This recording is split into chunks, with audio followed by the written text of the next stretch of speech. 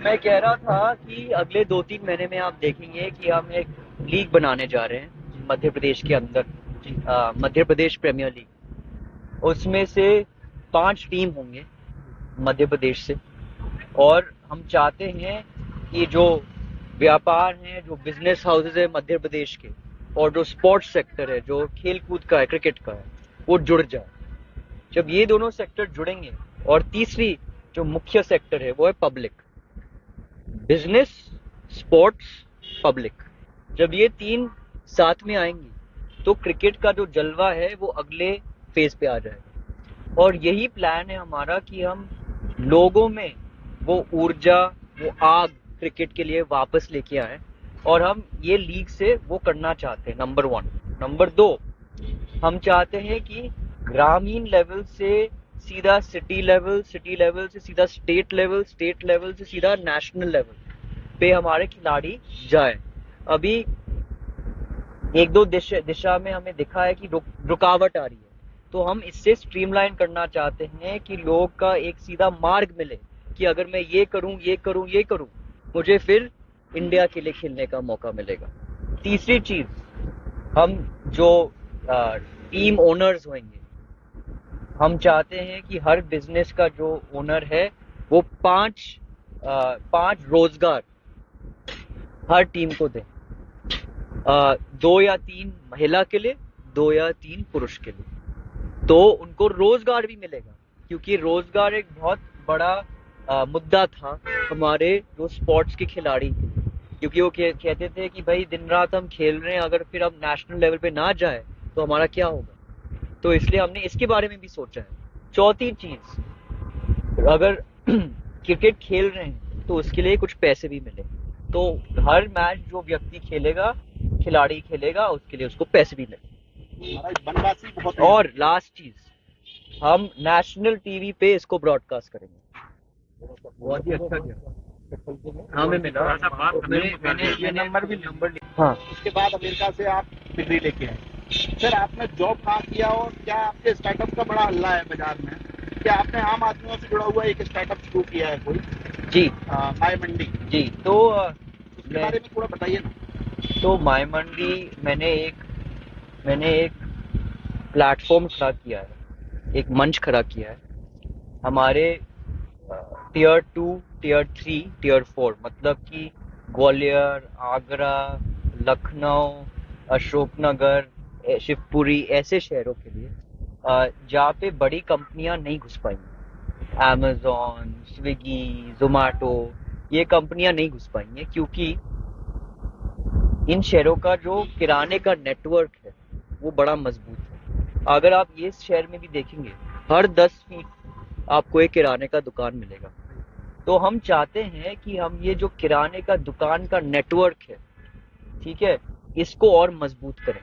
उनको एक मंच मिले जिससे उनको और पैसे कमाने का मौका मिले। और एक मिनट जी, देखिए, ये बहुत ही ऐतिहासिक संबंध है हमारा। सालों से यहाँ हम प्रगति और विकास लेके आ रहे हैं। 100-200 साल हो गए जिस समय से ये परिवार इस क्षेत्र से जुड़ी हुई है।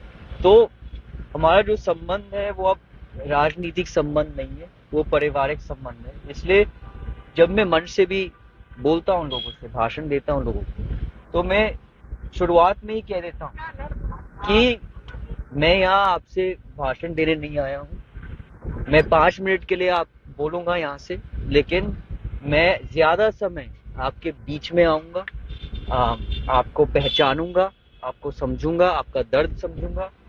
आप हमें बताएंगे कि क्या सही जा रहा है और क्या गलत जा रहा है। देखिए, ये रिश्ता जो है, मैं काफी लोगों को पहले मैंने बताया भी था। आपने महाभारत के बारे में सुना होगा। महाभारत में द्रोणाचार्य अर्जुना को कहता है कि आप तीर को निशाने पे दमदार से मारो, है ना। बाकी बाकी जो योद्धा है वो कहते थे कि नहीं, निशाने के पास धूप है, पत्ते हैं, पेड़ हैं। लेकिन अर्जुन ने सीधा कहा, मेरे आंखों में सिर्फ निशाना है। इसी तरह प्रधानमंत्री का जो निशाना है वो प्रगति की तरफ है, और अर्जुन की तरह महाराज का निशाना भी प्रगति की तरफ है। और यही है वो प्यार और संबंध जो आप अभी बता रहे थे ना। ये प्यार और संबंध इसलिए बड़ा है क्योंकि वो समझ गए हैं कि हमारा जो स्टाइल है वो बात कम काम ज्यादा। तो माय मंडी मैंने एक प्लेटफॉर्म खड़ा किया है, एक मंच खड़ा किया है हमारे टियर 2, टियर 3, टियर 4, मतलब कि ग्वालियर, आगरा, लखनऊ, अशोकनगर, शिवपुरी, ऐसे शहरों के लिए जहाँ पे बड़ी कंपनियां नहीं घुस पाएंगी। अमेजोन, स्विगी, जोमेटो, ये कंपनियां नहीं घुस पाएंगी क्योंकि इन शहरों का जो किराने का नेटवर्क है वो बड़ा मजबूत है। अगर आप ये शहर में भी देखेंगे, हर 10 फीट आपको एक किराने का दुकान मिलेगा। तो हम चाहते हैं कि हम ये जो किराने का दुकान का नेटवर्क है, ठीक है, इसको और मजबूत करें, उनको एक मंच मिले जिससे उनको और पैसे कमाने का मौका मिले। और एक मिनट, बहुत बहुत धन्यवाद। तो ये मंच जो है व्यापार को मजबूत करने के लिए, इससे उनको और कमाई मिलेगी। कैसे? आपने बोट का ब्रांड सुना होगा, आपने मामा अर्थ का ब्रांड सुना होगा। ऐसे जो ब्रांड्स हैं वो ज्यादा टियर 1 जैसे बॉम्बे, दिल्ली, जयपुर ऐसे शहर में, इन शहरों में नहीं। तो हम चाहते हैं कि ये नेटवर्क हम इन ब्रांड्स के लिए बनाएं। तो एक मुद्दा है ब्रांड्स के लिए। ब्रांड ऐसे शहर में कनेक्ट हो। कैसे कनेक्ट हो? हमारे किराना स्टोर के थ्रू। तो वहाँ पे हम एक QR कोड लगाने जा रहे हैं जिससे हमारे वेयर हाउस में जो ये सब ब्रांड्स स्टॉक हुए हैं उनका इन्वेंट्री एक स्टोर पे दिखे। तो QR कोड आप स्कैन करोगे, स्कैन करने से किराने पे आपको एक दुकान मिलेगा, डिजिटल दुकान, ठीक है। उस दुकान में आपको वो सब आइटम्स मिलेंगे जो हमारे वेयर हाउस में है इसी शहर में, और वो आइटम्स जो है किराने पे अवेलेबल होंगे आपको टच और फील करने के लिए। जो यहाँ का एक ग्राहक है उसको हर चीज छूने की आदत है। छूने के बाद वो देखेगा, दाम पूछेगा, फिर बोलेगा चले मुझे चाहिए। तो छूने के बाद किराने की दुकान पे किराना वाला सबसे बेस्ट सेल्समैन है, उससे अच्छा सेल्समैन कहीं और मिलेगा नहीं दुनिया में। तो वो सेल करेगा, वो कस्टमर जो है QR कोड स्कैन के ऑर्डर करेगा।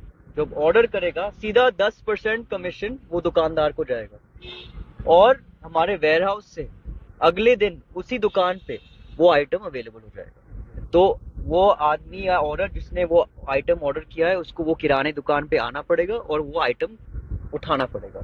अब दूसरी बात है, जब आप कोई चीज उठाने जाते हो तो हमारी आदत होती है कि चलो वो भी खरीद लेते हैं, चलो वो भी खरीद लेते हैं। तो ये आदत मैंने समझी है। तो इससे जो किराना दुकान है उसको और भी सेल होगा, क्योंकि एक आदमी कुछ उठाने आएगा लेकिन उसके साथ कुछ और भी खरीद लेगा, और उसको 10% जो भी सेल किया है उसको मिलेगा। इसके गुण क्या है? गुण ये है कि जो किराना दुकान है उसको कुछ खर्च करने की जरूरत नहीं है। नॉर्मली इस सिस्टम में क्या होता है, जब मुझे कुछ चाहिए, जो कुछ अपने दुकान में लगाना है, तो मुझे वो आइटम खरीदना पड़ेगा। खरीदने के बाद डिस्ट्रीब्यूटर वो आइटम आपको देता है और वो दुकानदार फिर लगाता है अपने दुकान में। इस सिस्टम में उसको कुछ पैसे करने की जरूरत नहीं है, उसको बस हमारा QR कोड लगाना है और आइटम बेचना है। तो सबको जो पूरा चेन है ना, सबको इसमें फायदा है। ब्रांड को फायदा है क्योंकि उनका सेल्स ज्यादा होगा, किराने का दुकान का फायदा है क्योंकि उसको कुछ पैसे देने की जरूरत नहीं है, उसको कमीशन मिलना है हर आइटम की सेल पे। ग्राहक खुश है क्योंकि वो हर आइटम को छू सकता है और फिर खरीद सकता है, और 24 घंटे में वो आइटम वही किराने पे उसको मिलेगा। नहीं तो उसको 7-8 दिन लगते हैं वो आइटम, 10 दिन लगते हैं वो आइटम यहाँ आने के। तो ये है माई मंडी का जो मंच जो हम बनाने जा रहे हैं। हाँ, क्रिकेट के बारे में मैं कह रहा था कि अगले 2-3 महीने में आप देखेंगे कि हम एक लीग बनाने जा रहे हैं मध्य प्रदेश के अंदर, मध्य प्रदेश प्रीमियर लीग। उसमें से 5 टीम होंगे मध्य प्रदेश से, और हम चाहते हैं कि जो व्यापार हैं, जो बिजनेस हाउसेज है मध्य प्रदेश के, और जो स्पोर्ट्स सेक्टर है, जो खेल कूद का है, क्रिकेट का है, वो जुड़ जाए। जब ये दोनों सेक्टर जुड़ेंगे, और तीसरी जो मुख्य सेक्टर है वो है पब्लिक। बिजनेस, स्पोर्ट्स, पब्लिक, जब ये तीन साथ में आएंगी तो क्रिकेट का जो जलवा है वो अगले फेज पे आ जाएगा। और यही प्लान है हमारा कि हम लोगों में वो ऊर्जा, वो आग क्रिकेट के लिए वापस लेके आए। और हम ये लीग से वो करना चाहते हैं, नंबर 1। नंबर 2, हम चाहते हैं कि ग्रामीण लेवल से सीधा सिटी लेवल, सिटी लेवल से सीधा स्टेट लेवल, स्टेट लेवल से सीधा नेशनल लेवल पे हमारे खिलाड़ी जाए। अभी एक दो दिशा में हमें दिखा है कि रुकावट आ रही है, तो हम इससे स्ट्रीमलाइन करना चाहते हैं कि लोग का एक सीधा मार्ग मिले कि अगर मैं ये करूं, ये करूं, ये करूं, मुझे फिर इंडिया के लिए खेलने का मौका मिलेगा। तीसरी चीज, हम जो टीम ओनर्स होंगे, हम चाहते हैं कि हर बिजनेस का जो ओनर है वो पांच रोजगार हर टीम को दे। 2 या 3 महिला के लिए, 2 या 3 पुरुष के लिए, तो उनको रोजगार भी मिलेगा। क्योंकि रोजगार एक बहुत बड़ा मुद्दा था हमारे जो स्पोर्ट्स के खिलाड़ी थे, क्योंकि वो कहते थे कि भाई दिन रात हम खेल रहे हैं, अगर फिर हम नेशनल लेवल पे ना जाए तो हमारा क्या होगा। तो इसलिए हमने इसके बारे में भी सोचा है।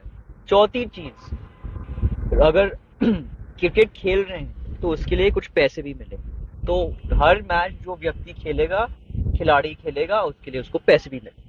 महाराज बनवासी बहुत हैं। और लास्ट चीज, हम नेशनल टीवी पे इसको ब्रॉडकास्ट करेंगे। देखिए, यही है प्यार का अलग ही अंदाज। जब आप किसी से प्यार करते हो ना, तो आपकी चाहे जो भी हालात हो, आप उस व्यक्ति को फोन करोगे, उसको पूछोगे कैसे हैं आप, क्या है, कुछ कर सकते हैं आपके लिए, चाहे आप बीमार हो। आज मैं आपको एक उदाहरण दूं, मैंने अभी तक खाना नहीं खाया था, तो लोग मुझे पानी नहीं पिया, खाना नहीं किया, तो पूछ रहे हैं भाई आप कैसे चल रहे हो इस दौरे पे बिना खाए। तो मैंने कहा कि भाई जब आप जनता के बीच में आते हो, जब आपको वो प्यार महसूस होता है, तो आप बाकी सब कुछ भूल जाते हो। चाहे आपके पास फीवर हो, चाहे आपकी तबीयत खराब हो, आप सब भूल जाते हो। आपका ध्यान उस व्यक्ति पे जाता है। महाराज की ताकत तो यही है। महाराज की ताकत वही है। और महाराज की ताकत यही है। बिल्कुल, महाराज की ताकत जनता है। कितने भी बीमार हो, बिल्कुल के बीच में खड़ा कर दो, वो एकदम बिल्कुल सही हो जाता है। एग्जैक्टली। उनको कभी ये गर्व नहीं रहा कि मैं मंत्री बना या ये बिल्कुल। बना, वो बस अपना जनसेवक रहना पसंद करते। बिल्कुल, आपने सही कहा कि आप सक्रिय राजनीति में तो नहीं है जी, लेकिन क्षेत्र के हजारों युवा आपको अपना आइडियल मानते हैं। गुना शोपी अशोकनगर लोकसभा क्षेत्र के भविष्य को आप कहाँ देखते हैं? आने वाले कुछ सालों में इस क्षेत्र को लेकर आपकी क्या सोच है? देखिए, इस क्षेत्र को लेके मेरे लिए एक बहुत बड़ी सोच है। इस पूरे क्षेत्र में, और आप मध्य प्रदेश को भी देखो, इसमें काफी सारे सेक्टर्स है जिसमें अब बढ़ावा दिख रहा है। आप आईटी देखिए, आईटी, मध्य प्रदेश अब आईटी सेक्टर का सबसे बड़ा क्षेत्र बन रहा है। आप मैन्युफैक्चर इंडस्ट्रियल देखिए, आज सबसे बड़ी गाड़ियां यहाँ पे मैन्युफैक्चर हो रही है। सबसे बड़ी जो इंडस्ट्रीज है, आप टायर का देखें, जेके का, सीमेंट का देखें, सबसे बड़ी इंडस्ट्रीज अब मध्य प्रदेश आ रही हैं। इन्वेस्टमेंट्स और अब मध्य प्रदेश में आ रहे हैं। अडानी पावर का और इन्वेस्टमेंट्स अब मध्य प्रदेश में आ रहे हैं। तो मैं चाहता हूँ कि ये एक इंडस्ट्रियल हब हो, मैं चाहता हूँ कि ये एक टूरिस्ट हब हो, क्योंकि ऐतिहासिक तौर पे हमारे पास क्या नहीं है, किले हैं, महल हैं, सब कुछ है, मंदिर है, या मंदिर है, महाकाल हमारे क्षेत्र में है। तो क्या नहीं है आपके पास? अगर आपको जंगल चाहिए, आपके पास इस पूरे देश में सबसे ज्यादा नेशनल पार्क मध्य प्रदेश में। तो हमें एक पर्यटक का हब बनाना है, और इससे आपको रोजगार मिलेगा, इंडस्ट्री हब से और पर्यटक से आपको रोजगार मिलेगा, आपकी अर्थव्यवस्था आगे बढ़ेगी। और मेरी आशा है कि जो हमारी ऐतिहासिक कला है वो भी वापस जीवन में आएगी। ठीक है, जैसे कि चंदेरी की साड़ी लोगों ने पूछा था मुझसे, उसकी जो कला है, जैसे वो हर एक व्यक्ति हाथ से वो बनाता है और घंटे लगते हैं वो बनाने में, ऐसे चीजें वापस हमारे क्षेत्र में रोशन हो और वापस आगे हो। इसी तरह ये क्षेत्र बढ़ेगा। और लास्ट पार्ट है हमारी roads infrastructure, rail infrastructure, airport infrastructure, ये मजबूत हो। क्योंकि ये जो है, ये जैसे हमारा शरीर है, ये हड्डी की तरह है, इनके बिना कुछ नामुमकिन नहीं होगा। और वो भी आप देख रहे हैं काफी तीव्र गति से ये सेक्टर भी आगे बढ़ रहा है। एयरपोर्ट्स को देखिए, रोड्स को देखिए, रेलवे स्टेशन को देखिए, इतने तीव्र गति से पूरे मध्य प्रदेश में ये बन रहा है। और एक और चीज बाकी है, शिक्षा। शिक्षा भी एक बहुत महत्वपूर्ण एरिया है, जगह है, जिसमें हमें बहुत, क्योंकि हमारे युवा की जनसंख्या बहुत है और शिक्षा इसलिए बहुत महत्वपूर्ण है। और आपने देखा होगा पूरे देश में और मध्य प्रदेश में एक प्लान है शिक्षा की। हमारे प्रधानमंत्री और हमारे मुख्यमंत्री डॉक्टर मोहन यादव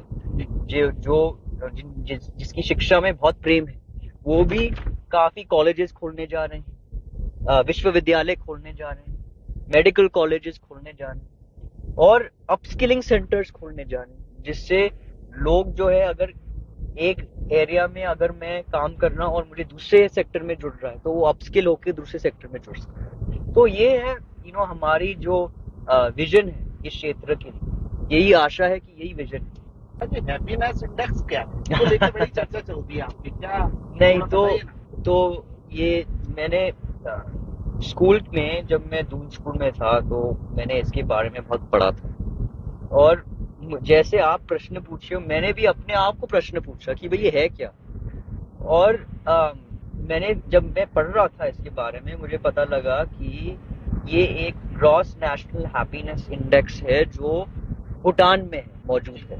और अगर आप हर देश को देखें तो अपनी जो प्रगति, अर्थव्यवस्था का प्रगति है, वो जीडीपी से कैलकुलेट होता है, ग्रॉस डोमेस्टिक प्रोडक्ट। ठीक है, पर भूटान में ये नहीं होता है। भूटान में जीडीपी एक पार्ट होता है वो प्रगति का। वो पूरे देश का जो खुशी का इंडेक्स है वो जांचना चाहते हैं। और वो कैसे जांचते हैं? उनके पास अलग अलग फाउंडेशन है। एक है आपकी पर्यावरण की स्थिति क्या है, दूसरी है आपकी कानूनी स्थिति क्या है, तीसरी है आपकी सरकार कैसे चल रही है, क्या भ्रष्टाचार है, क्या भ्रष्टाचार नहीं है, और आपकी नीतियां कैसे आ रही है। दूसरा है आपका कॉर्पोरेट की स्ट्रक्चर्स कैसे हैं, लेबर लॉज कैसे हैं। और आखिरी है जो मैंने कभी सुना नहीं है कि परिवार, जो कि एक सदस्य अपनी परिवार और अपने स्वास्थ्य के लिए कितना समय निकालता है। वो भी कैलकुलेट करते हैं कि एक इंसान भूटान में कितना समय अपने परिवार के साथ घर पे समय बिताता है, कितना समय अपने कोई स्पोर्ट खेलता है या जिम जाता है स्वास्थ्य के लिए। तो ये सब कैलकुलेट करके एक नंबर आता है और हर मुद्दे पे एक प्रतिशत डाला जाता है और फिर एक टोटल कैलकुलेशन आता है कि हमारे देश में कितने लोग खुश हैं। जी, आइडियल कौन, दादाजी या पिताजी? सब है, आइडियल तो सब है।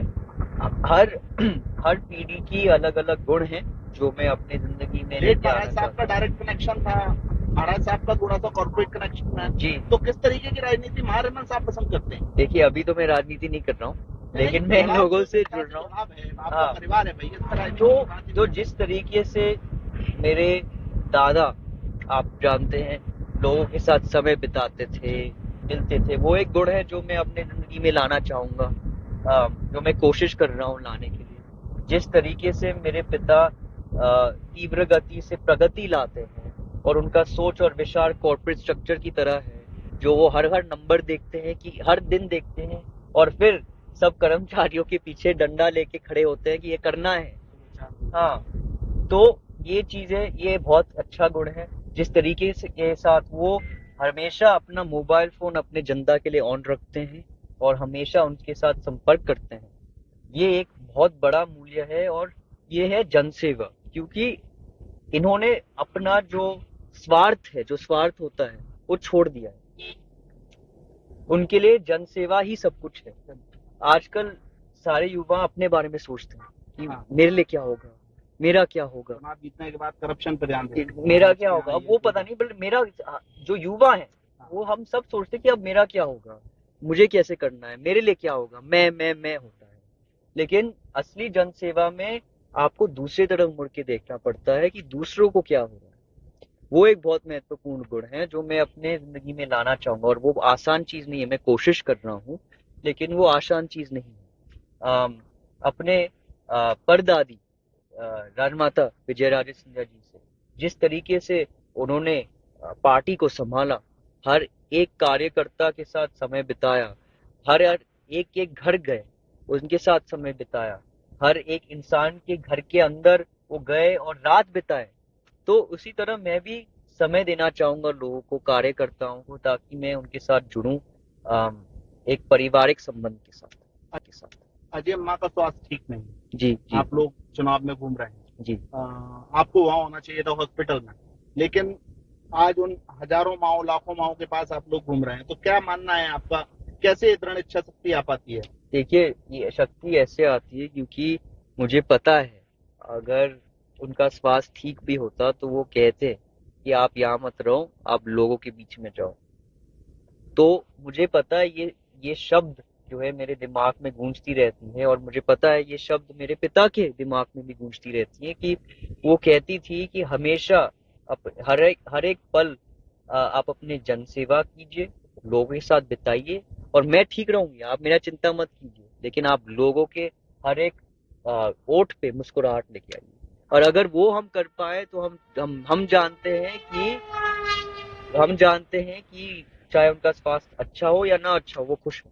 रॉयल फैमिली को पब्लिक देखना चाहती है, जी। कैसे आप भाई बहन रहते हैं, और कैसे माँ आपको डांटती हैं, पिता आपको डांटते हैं, और कैसे मना लेते हैं, कभी आप रूठते भी हैं क्या, उसके बारे में थोड़ा नहीं, सा बताइए ना। जैसे जैसे हर परिवार में है, एक बहन भाई नटखट काम करते रहते हैं, हमें डांट मिलती रहती है, हम सीखते भी हैं उन डांटों से, पर कभी कभी कुछ आदत जाते नहीं है, तो हम भी अपने माता पिता को थोड़ा ट्रबल करते रहते हैं, छेड़ते रहते हैं, तो वो आदत है, लेकिन उसके साथ हम उनका सम्मान और आदर भी करते हैं।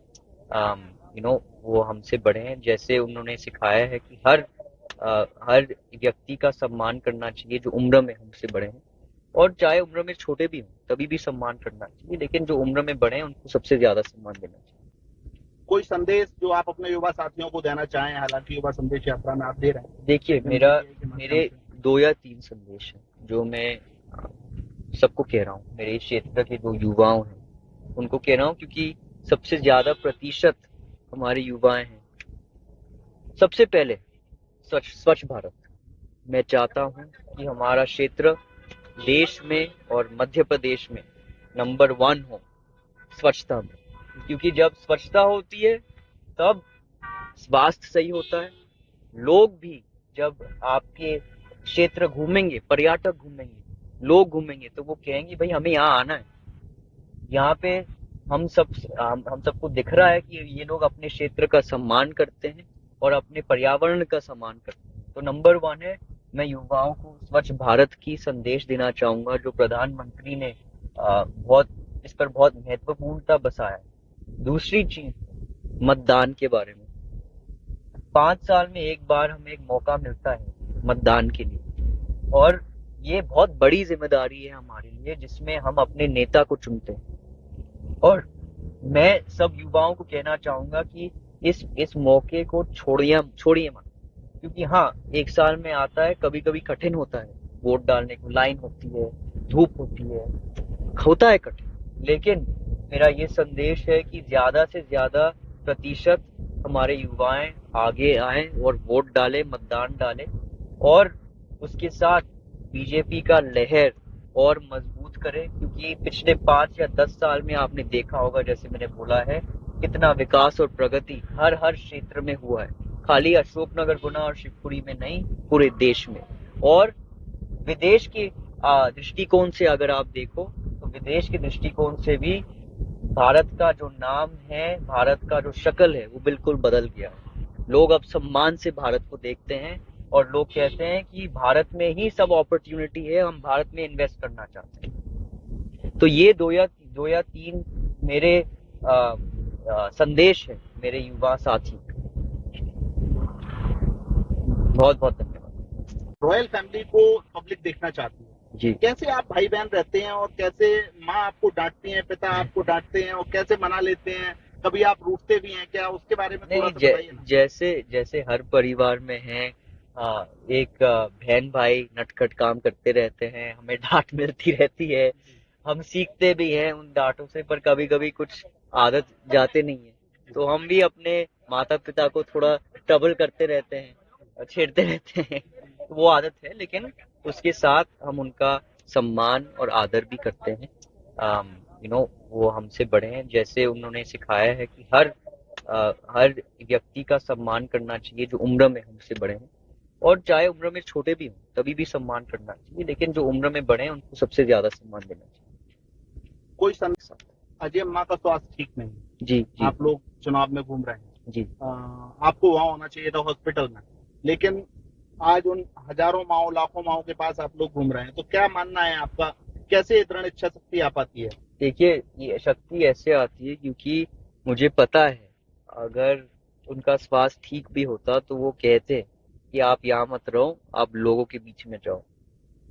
तो मुझे पता है, ये शब्द जो है मेरे दिमाग में गूंजती रहती है, और मुझे पता है ये शब्द मेरे पिता के दिमाग में भी गूंजती रहती है, कि वो कहती थी कि हमेशा हर एक पल आप अपने जन सेवा कीजिए, लोगों के साथ बिताइए, और मैं ठीक रहूंगी, आप मेरा चिंता मत कीजिए, लेकिन आप लोगों के हर एक ओठ पे मुस्कुराहट लेके आइए।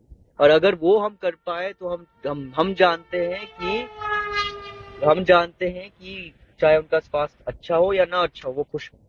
तो सालों से, हाँ, वो सालों तो कर से, ही रहे हैं, हाँ चौथी पीढ़ी तो लगातार होगी। जी, आइडियल कौन, दादाजी या पिताजी? सब है, आइडियल तो सब है। हर हर पीढ़ी की अलग अलग गुण हैं जो मैं अपनी जिंदगी में जेठ लेके महाराज आना साहब का चाहता डायरेक्ट कनेक्शन था, महाराज साहब का थोड़ा सा कॉर्पोरेट कनेक्शन है, हूँ। जी। तो किस तरीके की राजनीति महारमन साहब पसंद करते हैं? देखिए, अभी तो मैं राजनीति नहीं कर रहा हूँ, लेकिन मैं जुड़ाव लोगों तो से जनता जुड़ से रहा हूँ। जुड़ाव है, आपका हाँ, परिवार है भाई, इस तरह तो की बात ही जो नहीं है। जिस तरीके से मेरे दादा, आप जानते हैं, लोगों के साथ समय बिताते थे, मिलते थे, वो एक गुण है जो मैं अपने जिंदगी में लाना चाहूंगा, जो मैं कोशिश कर रहा हूँ लाने के लिए। जिस तरीके से मेरे पिता तीव्र गति से प्रगति लाते हैं, और उनका सोच और विचार कॉर्पोरेट स्ट्रक्चर की तरह है, जो वो हर हर नंबर देखते हैं, कि हर दिन देखते हैं, और फिर सब कर्मचारियों के पीछे डंडा लेके खड़े होते हैं कि ये करना है। हाँ, तो ये चीजें, ये बहुत अच्छा गुण है। जिस तरीके से के साथ वो हमेशा अपना मोबाइल फोन अपने जनता के लिए ऑन रखते हैं, और हमेशा उनके साथ संपर्क करते हैं, ये एक बहुत बड़ा मूल्य है, और ये है जनसेवा। क्योंकि इन्होंने अपना जो स्वार्थ होता है, वो छोड़ दिया है। उनके लिए जनसेवा ही सब कुछ है। आजकल सारे युवा अपने बारे में सोचते हैं कि हाँ, मेरे लिए क्या होगा, मेरा क्या होगा, चुनाव जीतने के बाद करप्शन पर ध्यान देते हैं, मेरा समाज क्या के होगा, यहाँ अब ये वो पता चीजें। नहीं, बट मेरा, जो युवा है, वो हम सब सोचते हैं कि अब मेरा क्या होगा, मुझे कैसे करना है, मेरे लिए क्या होगा, मैं होता है। लेकिन असली जनसेवा में आपको दूसरी तरफ मुड़ के देखना पड़ता है कि दूसरों को क्या हो रहा है।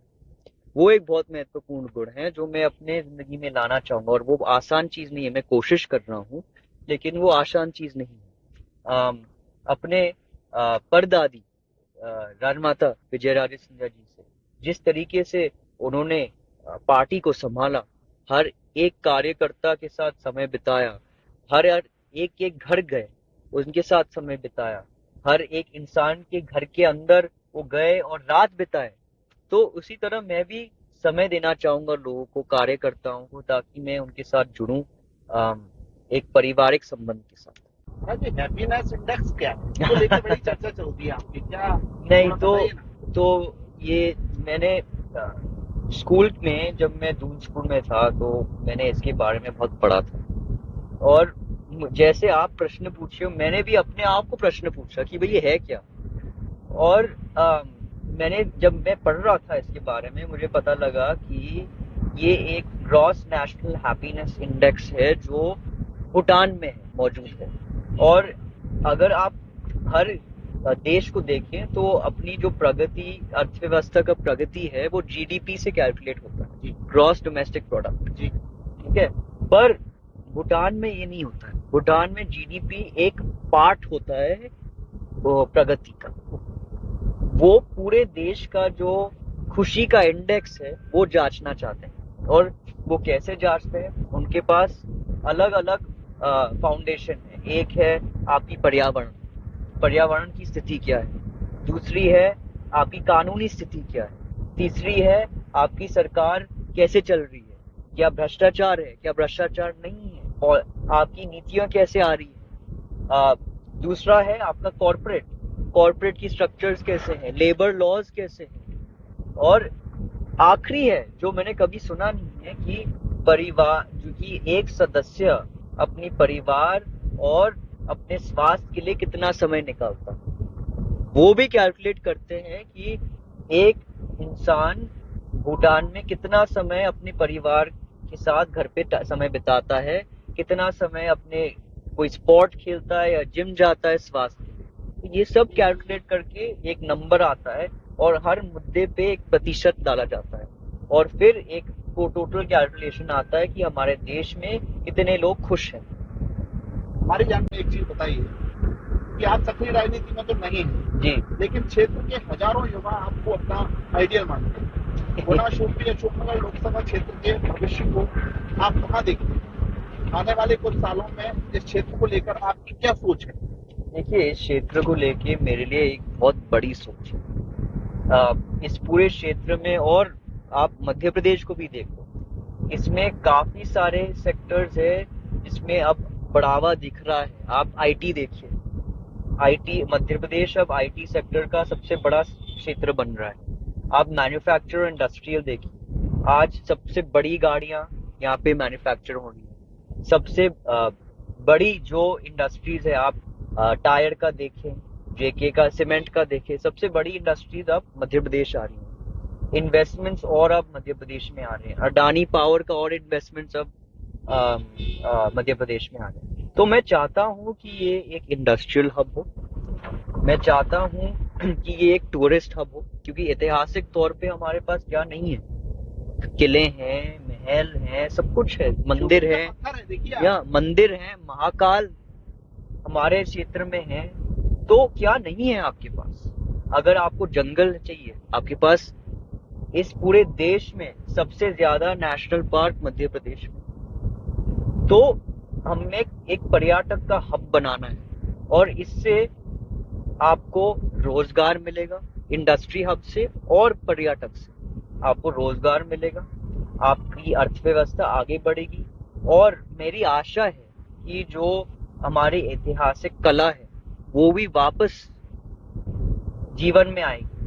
ठीक है, जैसे कि चंदेरी की साड़ी लोगों ने पूछा था मुझसे, उसकी जो कला है, जैसे वो हर एक व्यक्ति हाथ से वो बनाता है और घंटे लगते हैं वो बनाने में, ऐसे चीजें वापस हमारे क्षेत्र में रोशन हो और वापस आगे हो। इसी तरह ये क्षेत्र बढ़ेगा। और लास्ट पार्ट है हमारी roads infrastructure, rail infrastructure, airport infrastructure, ये मजबूत हो, क्योंकि ये जो है, ये जैसे हमारा शरीर है, ये हड्डी की तरह है, इनके बिना कुछ नामुमकिन नहीं होगा। और वो भी आप देख रहे हैं काफी तीव्र गति से ये सेक्टर भी आगे बढ़ रहा है। एयरपोर्ट्स को देखिए, रोड्स को देखिए, रेलवे स्टेशन को देखिए, इतनी तीव्र गति से पूरे मध्य प्रदेश में ये बन रहा है। और एक और चीज बाकी है, शिक्षा भी एक बहुत महत्वपूर्ण एरिया है, जगह है जिसमें हमें बहुत, क्योंकि हमारे युवा की जनसंख्या बहुत है, और शिक्षा इसलिए बहुत महत्वपूर्ण है। और आपने देखा होगा पूरे देश में और मध्य प्रदेश में एक प्लान है शिक्षा की। हमारे प्रधानमंत्री और हमारे मुख्यमंत्री डॉक्टर मोहन यादव जिसकी शिक्षा में बहुत प्रेम है, वो भी काफी कॉलेजेस खोलने जा रहे हैं, विश्वविद्यालय खोलने जा रहे हैं, मेडिकल कॉलेजेस खोलने जा रहे हैं, और अपस्किलिंग सेंटर्स खोलने जा रहे हैं, जिससे लोग जो है, अगर एक एरिया में अगर मैं काम कर रहा हूँ और मुझे दूसरे सेक्टर में जुड़ रहा है, तो वो अपस्किल होकर दूसरे सेक्टर में जुड़ सकता है। तो ये है हमारी जो विजन है इस क्षेत्र के लिए, यही आशा है कि यही विजन। कोविड का दौर निकल गया जी, महाराज कोविड में बीमार भी थे जी, फिर भी बराबर लोगों से दूरभाष पर संपर्क कर रहे थे जी, आप भी अपनी जनता के लगातार संपर्क में थे जी। तो कैसे आप लोग इतना कर लेते हैं? देखिए, यही है प्यार का अलग ही अंदाज।